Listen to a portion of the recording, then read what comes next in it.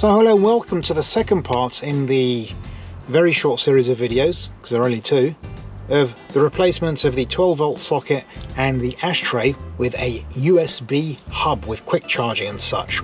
Yeah, let me show you what I'm on about. This is the end result. I'm actually very happy with that. You've got a, you can't really see it, can you? That's a USB-C port and that's a regular USB port. And they quick charge and they're brilliant, and there's this felty finish. I'm very happy with that. You can even fit things in there. It's a lot more practical than the old ashtray. I can nearly put my glasses. Well, it nearly fits, but I can put keys and stuff. It's brilliant. I'm very happy with that. So for those of you who didn't watch the first part, well, you can go and click on that banner that's above. I think it's over there. And you can watch it if you like.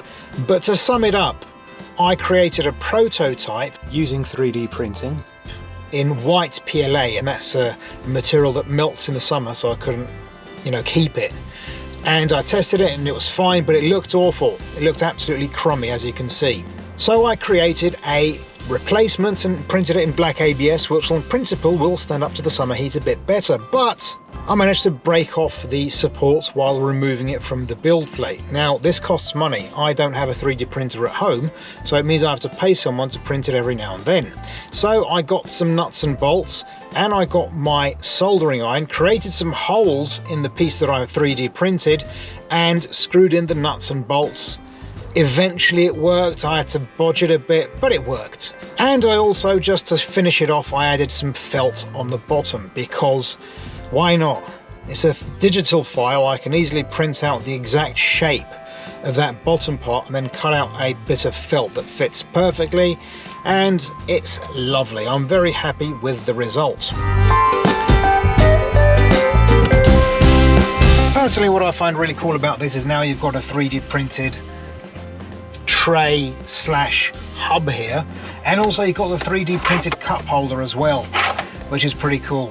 But I don't know if I'm going to make this available, because it's an absolutely 100% bespoke solution for this particular model of USB hub. Other hubs probably won't fit here, or you'll have to have holes at different places. Yeah, it's a bit complicated. I don't know what to do in relation to that. So just to clarify, I've already made available online for purchase stuff that you can download and print on a 3D printer.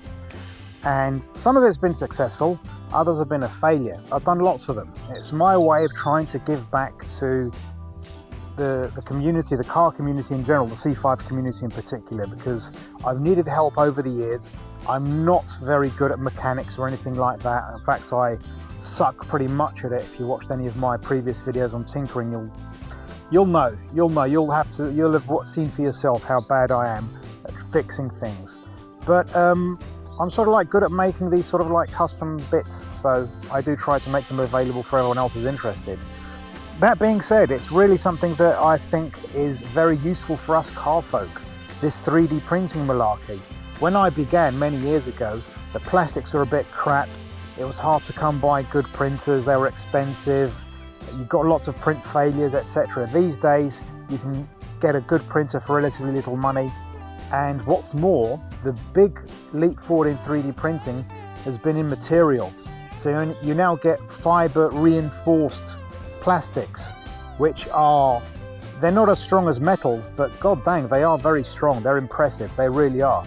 So there's lots you can do with that. You can both customize cars and also reproduce parts that would otherwise be very hard to reproduce.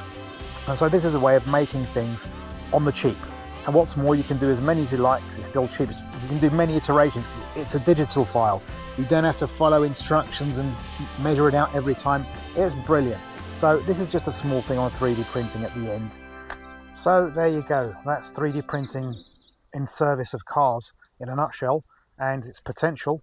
Hope you enjoyed the video. If you found it useful or you liked it, then please leave a like, click that button.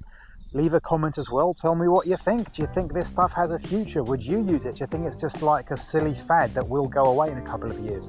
Leave a comment as well. So also please subscribe if you haven't, please share.